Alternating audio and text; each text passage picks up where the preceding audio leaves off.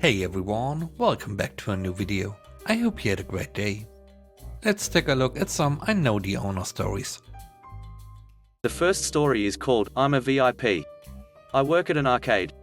About 2/3 of our games give tickets which you can exchange for prizes. On a busy weekend, I was working the register, selling game tokens and ride tickets. On the other side of my station is the redemption area, and one of my co-workers, Skylar, was working down there getting people their prizes. The customer Skylar was helping wanted a prize worth 4,000 tickets. We have a pretty fair rounding policy regarding tickets and prizes. If you're going for a prize that size, we'll usually spot you the extra tickets if you're within 50 to 100 of the prize. A lot of it depends on how courteous the customer is. Well, this guy had a major attitude to start with, definitely not the kind you'd want to be generous with. And he only had 1,200 tickets for a 4,000 ticket prize. Skylar was very calm the first dozen times he explained that the prize was out of their price range and tried to suggest other options. But as the guy continued to raise his voice and behave in a very entitled manner, Skylar began getting frustrated. The guy had one of our ticket-saving cards, which a lot of people think gives them special status. Spoiler alert, it doesn't. Finally, after about 15 minutes of this back and forth, Skylar snapped. He said, "Sir, I am not giving you 2,800 tickets for free." The guy went red in the face. "You had better give me that prize. We've been here for hours playing and spent big money. We're VIP members and you have to round us up." "Sir," Skylar continued, still visibly irritated, "if that is the prize you want, you can save your tickets for next time and continue to work towards it. I can't give it to you when you don't have even half the tickets it costs." Sensing this interaction was not about to end with the result he wanted, the guy pulled out his trump card. "You're going to be sorry for this. I know your boss." The tension and frustration in Skylar's body language evaporated.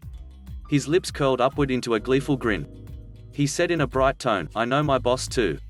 Skylar paused for a moment, for effect, just to give the guy a moment before he let him in on the joke. "He's my uncle." The dude blanked. He paled a little and just stared at Skylar for a moment. Finally, he asked in a shaky voice, "Your boss is your uncle?" "Yes," Skylar repeated. "The owner, Greg, is my uncle." Another pause. The guy frantically recalibrated, coming up with a new story. "Well," he stammered, "my co-worker knows your uncle." Skylar said, "Really?" But it was not an actual question. "What's your co-worker's name?" Now, if you're going to make up a fake co-worker to threaten a 20-something into complying with your insane demands, please at least be creative or believable. Do not be like this genius, who after 10 seconds of humming and hawing gives the spectacular answer of Bob. Skylar barely suppressed a snicker. "Well, I don't know a Bob and I'm positive Greg doesn't know Bob either. I hope the 4,000 ticket prize the dude could have easily bought online, that he didn't get in the end, was worth becoming a legendary laughingstock in our store." The next story is called Highly Valued Asset. I quoted a customer $220 for the replacement of a back glass on their Honda Civic a while back. Well, more specifically, I quoted his wife and she passed the message along to her husband. He is one of our regular customers, a repair facility.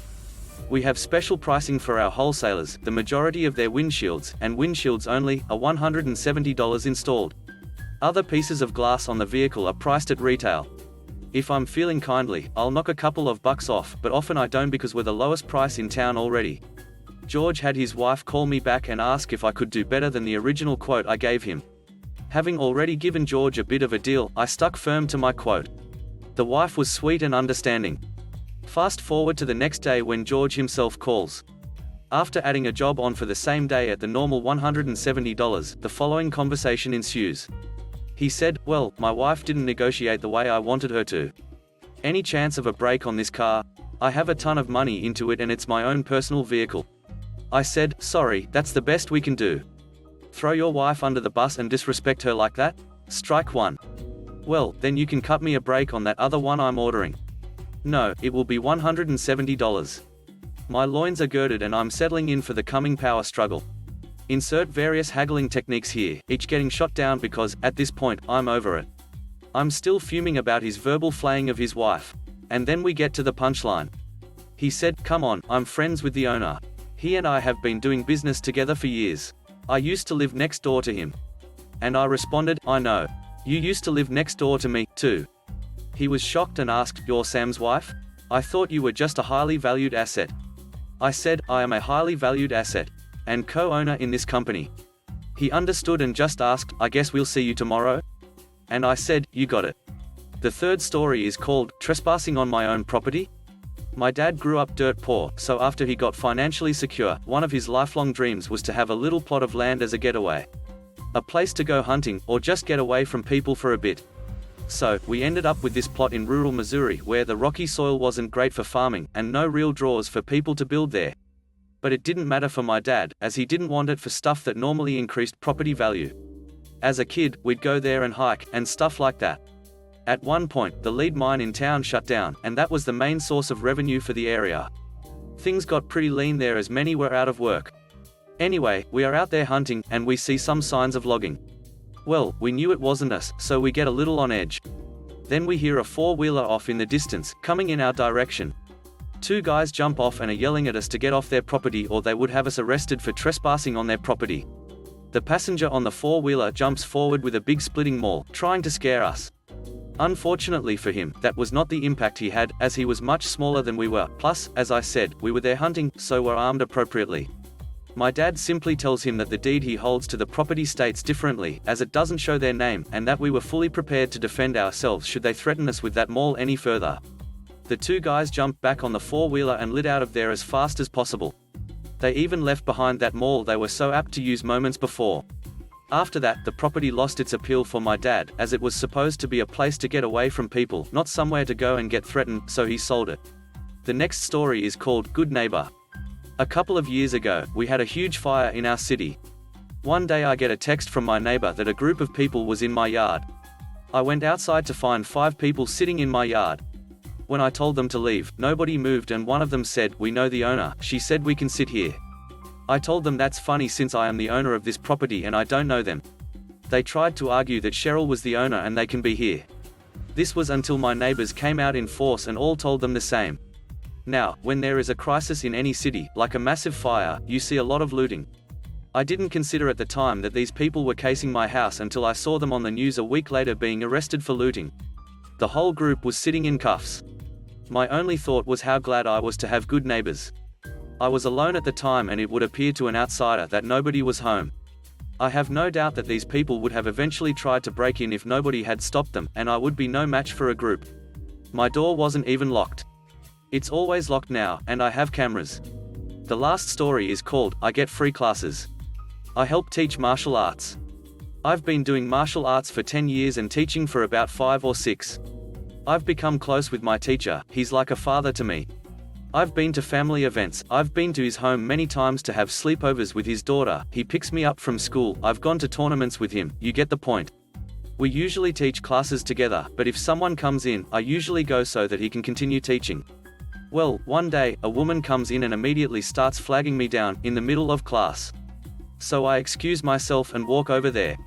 I asked, "How can I help you?" And she was rude immediately and asked, "Why are you so slow?" I was taken aback and asked, "Excuse me?" She continued, "Next time an adult calls you over, you need to come immediately, do you understand?" I really didn't want to start something, so I said yes ma'am and we continued. I asked, "What can I help you with today?" And she said, "I want to sign my son up for classes." So I said, "Okay, let me get a schedule and the payment options." And she said, "Just the schedule." So I asked again, "Excuse me?" She said, "I'll only need the schedule. I don't have to pay. I know the owner, and he said I can take classes for free." I said, "Miss, I can't do that, I'm not the owner." But she insisted, "You can and you will." Do I make myself clear? I want free classes for my angel, now. Yes, she said angel. At this point, I'm getting agitated because I have severe anxiety when I get yelled at. So I start darting my eyes around and the owner catches my eyes. He gives me the "You okay" look and I just shake my head for a no. He gets the kids doing stuff and walks over. He said, "Hello, what can I do for you?" The woman said, "Finally, a responsible adult. Next time I come in here, this slow idiot better not take forever." Anyways, I know the owner of this establishment and he said I can put my son here for free. So, snap to it. I said, "Excuse me, I'm going to go and continue with the kids."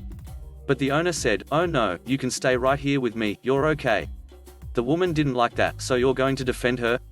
"I want to speak to the owner." And he said, "You're looking at him. Miss, I own this establishment.